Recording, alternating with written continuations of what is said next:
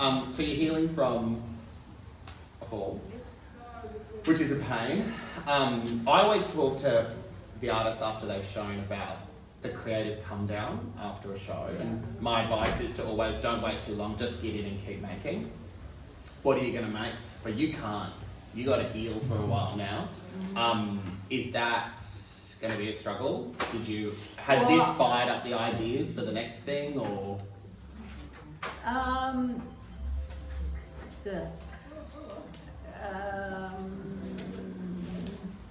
It's going to be sad. I mean, when Margaret told me she'd picked up her work, I had a bit of a but that's it. It's all gone. It's all Well, it's good. No, it's all good. It's all gone. I know. It's, when I make it, it's out and That's to go. That's the thing. But they are. But so there's that. But also to see this, I think, and I just want to. I didn't think you were the other person, as well as the Indigenous race of this country, to thank for creating this space. Oh, yeah. No, 100%, and for allowing us to work together to put. And there's a lot of work, Mr. Minimal. There's a lot of work here. And that's okay. They're only small. I think my customer, people would like to see a few different. And when we had this, and you've made a beautiful space to work with artists to create a sense of space, not just a gallery with different pieces. Yeah. It's really, really, really important. So to see this now pack up and go, it's not just because the pieces are going, so this space is now no longer going to be this. So there's a sorrow. Yeah, of course. So I've got a few other things to do. I've got a very big public installation to put in on Tuesday down at Point Nepean, in the Quarantine Park, which is, I've cast people's ears and the space, nape of the neck, and I've made a thing called the listening stones of people from the area who've spent days and weeks and months and years of their life for the environment down there to stop a gasification plant, which now the company says they're glad that happened because it would have been a lost cause. Anyway, I have made a monument to them, and the council have love that and are paying me to put this up in the Drift Arts Festival, so that's helpful to be not able to actually do it myself. And then I am taking some other works to a little group show at Yarra Sculpture Gallery, the Contemporary Art Society Gallery. And then I've got another show coming up of works that I did. I'd made a children's book over 13 years, and the originals are being displayed in the city in June. So I've got a few things to look forward to, and I'm hoping that by the end of that, I'll be able to... And I never know what I'm going to do next, actually.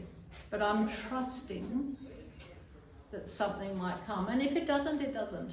I think that's the best. What can I do? Yeah, well, again, and to kind of finish this the way that we started, you're not approaching your practice from a commercial place, which means you're not looking at what works, what doesn't work. You're letting yourself. I don't know. It's what works for as a human. Yeah, which is very interesting. Well, and I hope other people get. It's a joy to be able to for people to. If I think someone can get some joy from something I made, it's a lovely thing.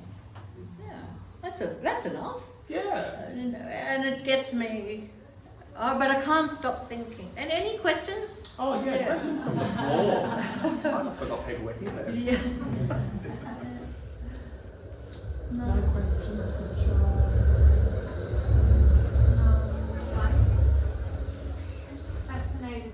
Do they just balance on top of one another? Is that part of your message? Like you said.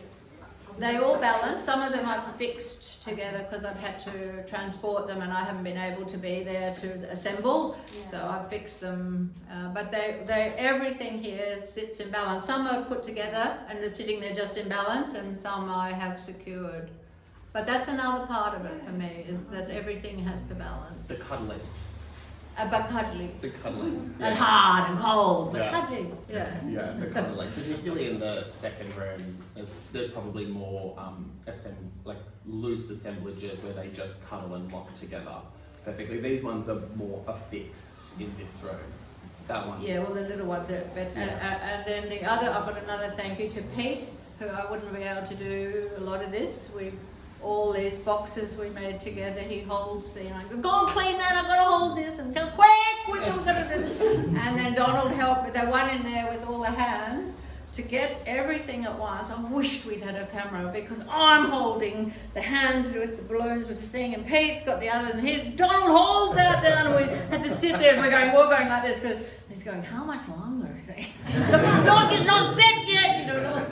So it's not, making sculpture, it's difficult It takes a on your village. own, huh? It takes a village. Yeah. Drawing's a lot easier. Yeah, it's a one-man operation. Yeah. Go away, I'm drawing. Come here, I need you to. It's been definitely. Oh yeah.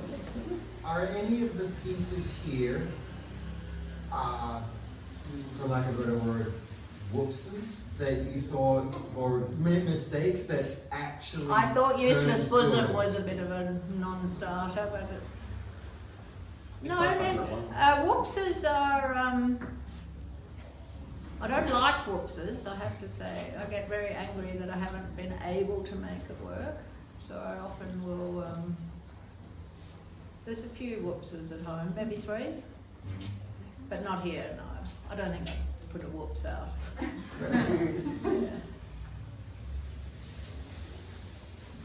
You were going to say something about drawing, sculpture being like drawing, but I think Oh, maybe you yeah. can elaborate on it. Oh, through hands. It's funny, it just seems to me, it's that same immediacy. It's there, it's in space. I mean, I suppose a painting is as well, but there's something about it being, it's emerged. You can't really we can carve a bit off, I suppose, but I find when you paint, you can kind of maneuver a lot longer, especially with oil paint. You can add to and layer, and you can, I guess, with sculpture and drawing too, but there's something about its immediacy that you can't remove out of reality once it's there. And that's how I see drawings too. The materials that you're using to make your sculptures are very temperamental. Like if you go too hard on a piece of marble and it cracks, it's done. Oh, I don't know. Like it's not a medium that is overly forgiving like drawing. They're quite Well, I punishing. don't think drawing's forgiving. No, it's not at all. It's because Oh, you can't erase things. You can't you can try, but it's never the same. They're very like once there has And been then a they turn whoopsie. overworked Yeah. like that, and then they're Very gone. quickly. That's another lovely thing with drawing. Yeah. It gets to a point when so if you go any further, it's ruined. Yeah, they're not You can't take it kind away. to it. But this piece of marble there, that when you do get a bit of marble, it's sort of dusty and it's a block, and you don't know what's in it. And I remember I was carving, and I thought, this is beautiful one. Yeah, we got a good one. Woo!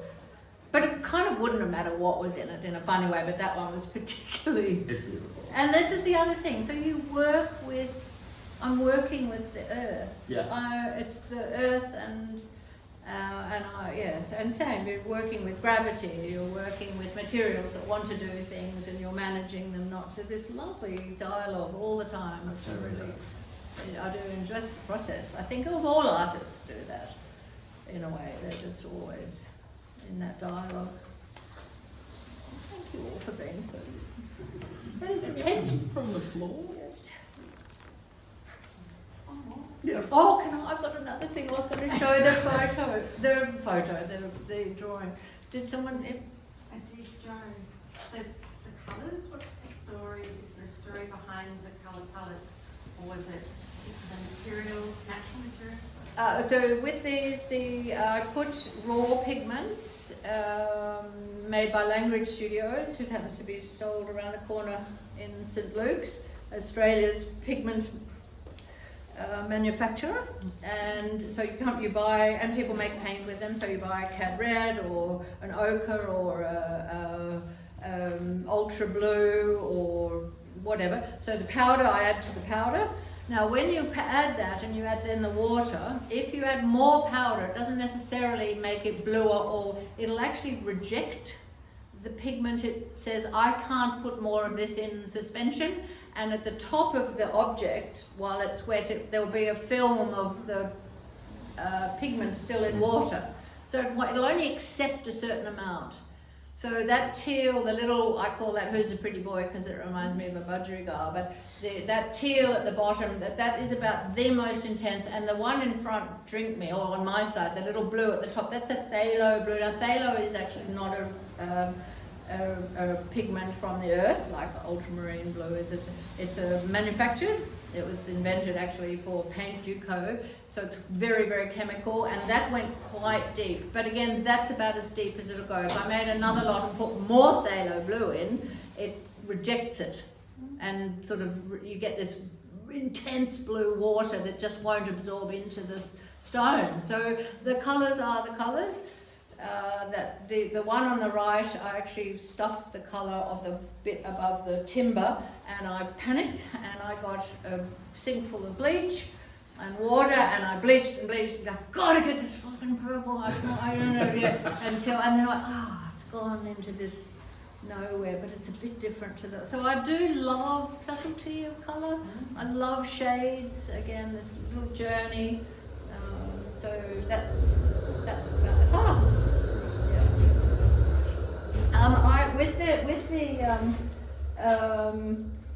The balloon thing, George, where's the one that you brought in, the piece of, not the big painting, the little one, the pad?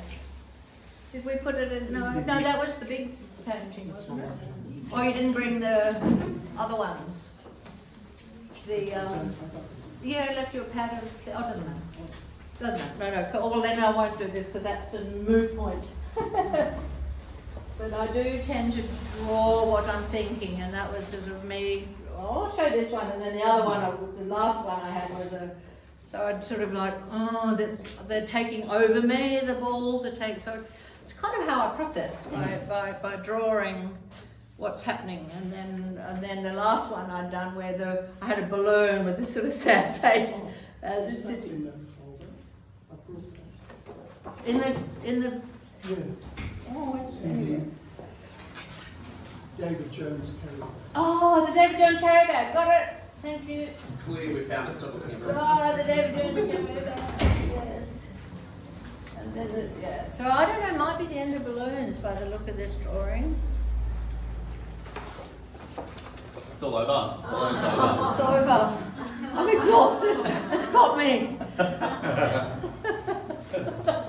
That was on your. That's when we came and visited the studio. It was quite funny. That's so exciting. Well, I am. That's it. Very proud. Thank you, everybody. Of.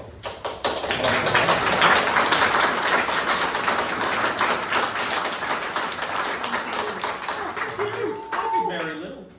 Oh I yeah. just put out sure. links, to be honest. It was quite easy for me. Andy's great. We do. Well, I've got to. That's not good. I'll be back in Bunnings. I'll get the bathroom. Oh man, I'm running down to Bunnings every 2 minutes. That's where art happens, Bunnings, let me tell you. I know. You want to be an artist, get a Proud Pass card. Yeah.